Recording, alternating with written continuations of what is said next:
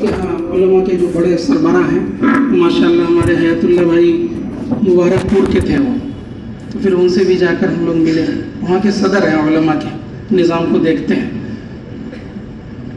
یہاں سے بھی فراغت حاصل کی انہوں نے، پھر مدینہ منورہ سے کی ہے، کام سے مانوس بھی ہے، کام کو سمجھتے ہیں، تائید بھی کرتے ہیں الحمدللہ۔ ایسے دور دراز جگہ میں مدرسہ بھی ڈھونڈا گیا تو پورے ملک میں 3-4 مدرسے ہیں بس، تو 2 میں ہم لوگ پہنچ گئے، اور ان طلباء اور علماء اساتذہ میں مختصر بات بھی ہوئی اور تشکیل بھی ہوئی، تو الحمدللہ باضابطہ 24 گھنٹے کا نظام وہاں چلتا ہے، چھٹیوں میں طلباء نکلتے ہیں، چھٹیوں میں اساتذہ نکلتے ہیں، مقامی کام مسجدوں سے جڑ کے کرتے ہیں۔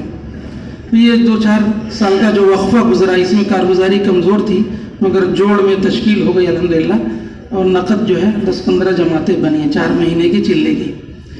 ہمارے 2 ساتھی مشورے سے وہی روک دیے گئے، ہمیں حکم دیا گیا کہ ان سارے ذمہ داروں کو اور شورا والے ساتھیوں کو، سارے پرانوں کو لے کر کے ملیشیا آ جاؤ۔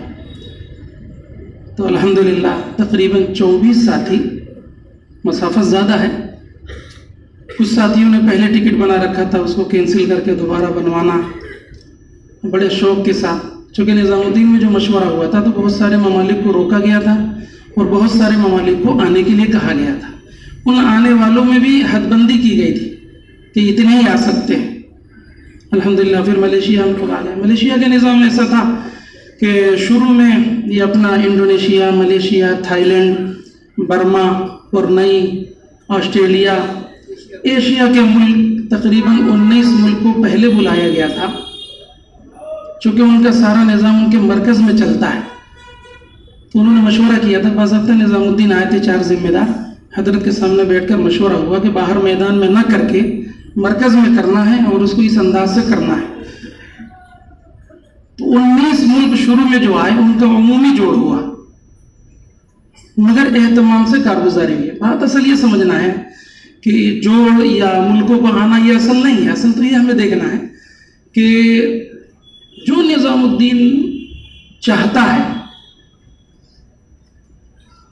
ان ملکوں کے مراکز یا ان ملکوں کے ممبر سے کیا وہ بات چلائی جا رہی نہیں چلائی جا رہی، کیا سطح ہے، نظام الدین سے کس قدر ان کے جو ہے قربت ہے، یا اور آگے بڑھ کر کے یہ اطاعت ہے، اس سے آگے بڑھ کر اجتماعیت ہے۔ اصل بات یہ ہے،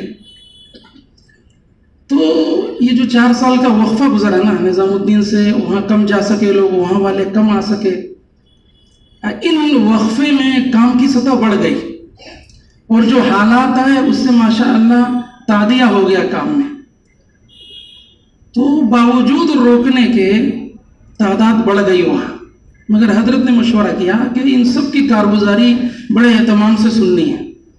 تو بھائی جان ابھی تو ہم لوگ جو ہے پورے صوبے کی کارگزاری 1-1.5 گھنٹے میں نپٹا دیے، ایک ایک ملک کی کارگزاری میں 3-3 ساڑھے 3 گھنٹے بھی لگ گئے، چونکہ اپنا تو نظام ہے، ہر فرد مسجد سے جو اپنے ٹھیے سے جڑا ہوا ہے، ٹھیے والا ضلع سے جڑا ہوا ہے، ضلع والا بڑے حلقے سے جڑا ہے، بڑا حلقہ صوبے سے جڑ گیا، صوبہ ملک سے۔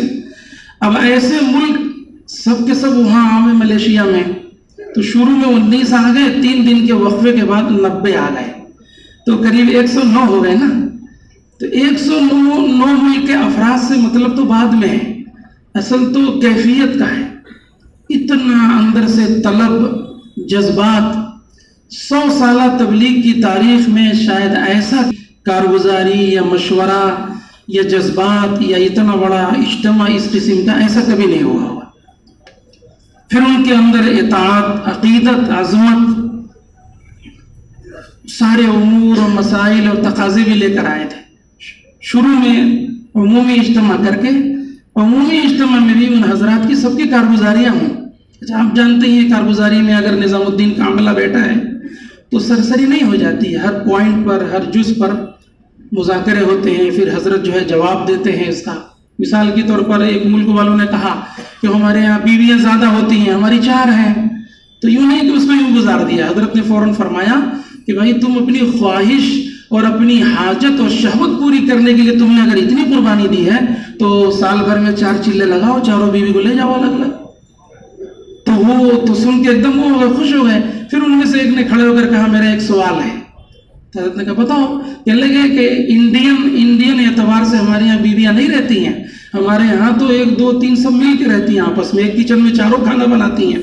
तो हज़रत ने फरमाया बोलो भाई साथी क्या राय?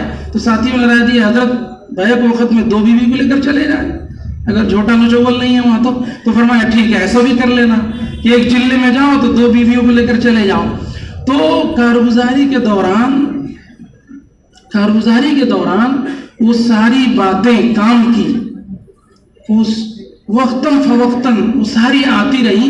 बहरहाल 19 मुल्क का ये जोड़ कारगुजारी के साथ, मुज़ाकरे के साथ, फिर उसके बाद मकामी काम, मस्तूरात, उलमा का अलग नशिस्त। और इसमें अजीब बात है 11 दिन 10 या 11 दिन, मैं भूल रहा हूँ थोड़ा सा, 10 या 11 दिन लगातार हजरत के सुबह के बयान होते थे। कोई एक राय भी ऐसी नहीं होती थी, बावजूद है कि हजरत को कमजोरी हो गई थी थोड़ा सा, लेकिन सारे मुल्क वालों का कहना था कि 4 साल के बाद हम मिले हैं। या जैसे एक मुल्क वालों ने खड़े होकर क्या कहा कि हम कभी सोच नहीं सकते थे कि दोबारा हमको ऐसा मौका मिलेगा काम करने का, या निजामुद्दीन का अमला या हजरत को हम देखेंगे, ऐसा लग रहा हमको दोबारा जिंदगी मिल गई है, हमें महरूम ना फरमाइए आप।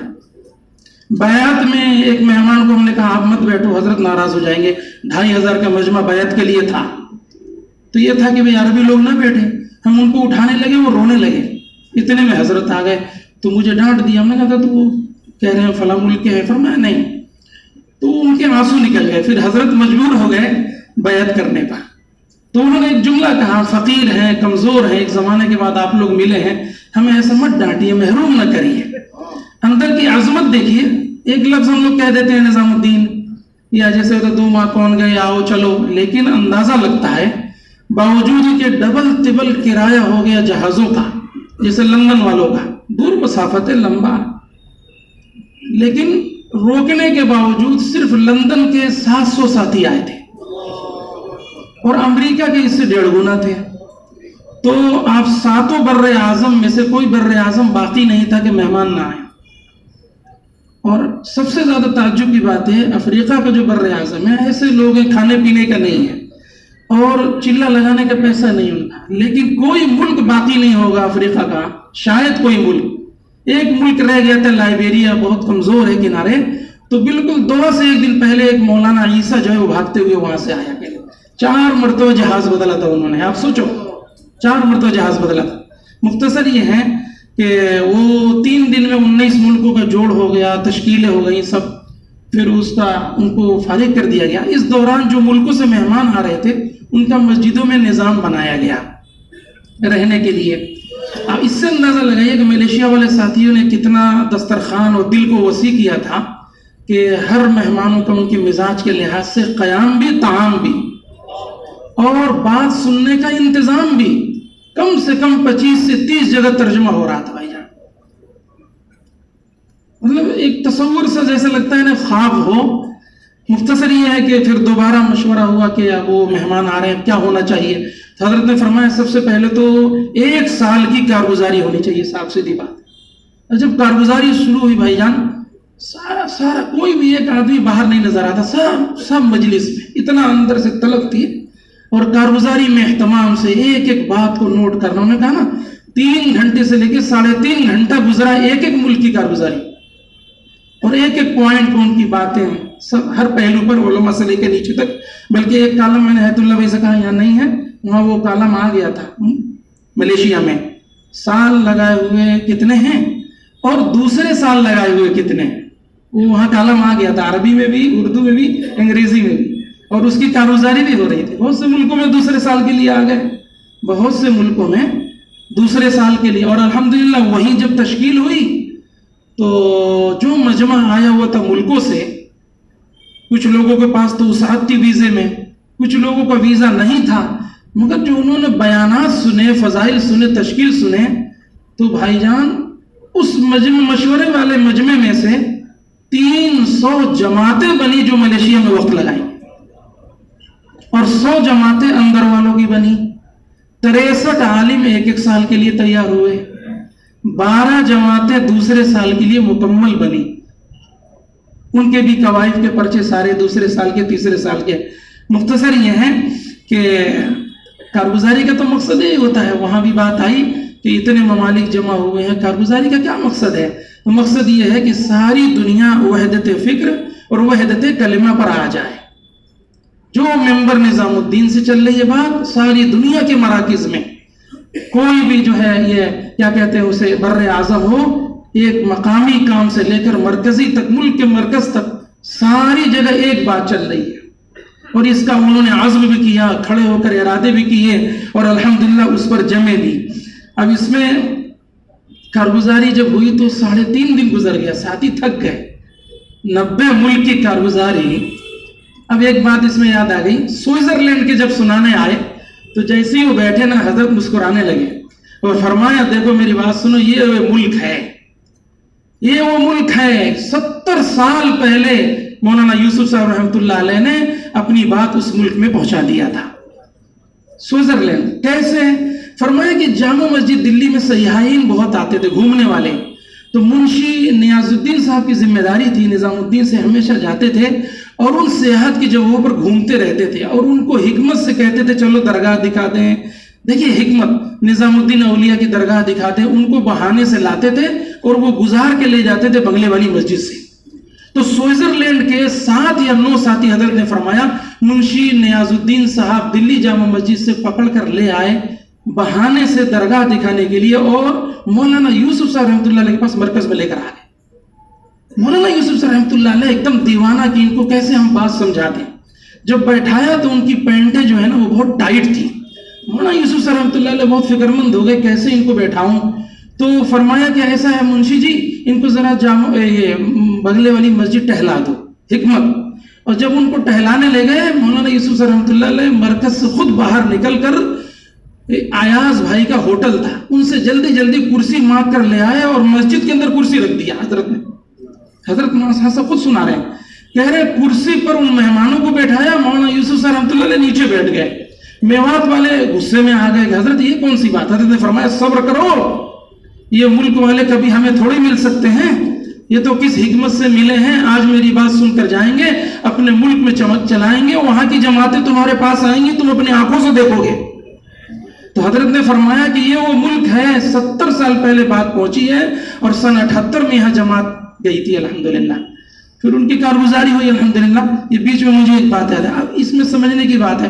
4 سال کے وقفے تھے جو ملکوں میں کام کے متعلق امور تھے یا آپسی جو ہے جیسے جماعت بنانی ہے، مرکز ہے، شورا ہے، شب گزاریاں ہیں، تو ایسا نہیں، حضرت نے جماعت بنا دی تھی. اور نظام الدین کا جو عملہ گیا تھا 40 اور 41، ہر صوبے سے کچھ گئے تھے، کچھ دوسرے ملکوں سے آئے تھے، تو ہم لوگوں کو 12 جماعتوں میں تقسیم کر دیا گیا تھا اور 109 ملکوں کو ہم پر ڈیوائیڈ کر دیا گیا تھا کہ اس 3 دن کے اندر انہوں نے گھسنا ہے، ان سب کے ساتھ بیٹھنا ہے اور ان کے حال احوال لیتے ہوئے یہ بھی سوال قائم کرنا ہے کہ آپ کے نظام الدین سے کیا ربط و ضبط ہے اور آپ کے آنے کا یہاں کیا فائدہ ہوا اور آپ کے جو امور مسائل ہیں لے کر آؤ. تو اب یہ بہت بڑا کام تھا. 2-2 بجے رات تک ایک ملک کو ہم لوگ بلاتے رہتے تھے، جن کے ذمے رہتے تھے وہ ملک، پھر ان سب کو تجویز والے کے ساتھ بیٹھالنا، ان کے سارے سوالات، کام کے امور، اب اس کو تلخیص کرتے کرتے کرتے مختصر انداز میں لے آنا. اب 1-2-3 دن پھر اس میں گزر جاتے تھے، حضرت کے سامنے بیٹھالنا، پھر حضرت سے وقت لیا جاتا تھا، سارے بیانات، مذاکرے، تشکیل کے بعد اب یہ نیا ایک کام الگ سے. لیکن ہم آپ کو بتا دیں 50 ملک سے زیادہ ایسے ہوں گے جو ان مراحل سے گزرتے ہوئے حضرت کے سامنے بیٹھنا، ہر امور پر حدیث، سیرت، واقعات، باتیں.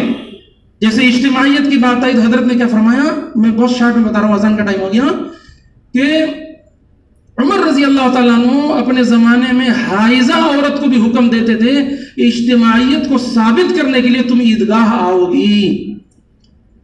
نہ نماز پڑھ سکتی ہیں، نہ عبادت کر سکتی ہیں، لیکن عیدگاہ میں تم لوگوں کو آنا ہے. سارے دنیا کے مذاہب سامنے اپنی اجتماعیت کو ظاہر کرنے کے لیے تم کو وہاں جمع ہونا ہے. اجتماعیت کے لیے کتنے واقعات بیان کر کے کتنے لوگ وہیں کھڑے ہو گئے، سینہ ملے، آپس میں معافی مانگی، بیٹھے، روئے، ایسا بہت ہوا بہت سے ملکوں میں آپس میں. اس کے علاوہ گزارتے گزارتے یعنی تجویز سے گزارنا، پھر حضرت کے پاس تجویز سے گزارنا، پھر حضرت کے پاس، ظاہر بات ہے 14 دن میں سے 13 دن اسی میں لگ گئے، 13 دن. اور اللہ تعالیٰ یعنی جزائے خیر دے حضرت جی کو، ہمارے اللہ صحت نصیب فرمائے کہ موقع موقع پر کون سی باتیں یا واقعات سیرت کی چیزیں سے اس کو منشرح اور مطمئن کرنا. بار بار یہ بات آتی تھی کہ معاویہ صاحب رحمۃ اللہ علیہ کہتے تھے میں بہت مطمئن ہو کر اور منشرح ہو کر اس کام کو کرتا ہوں.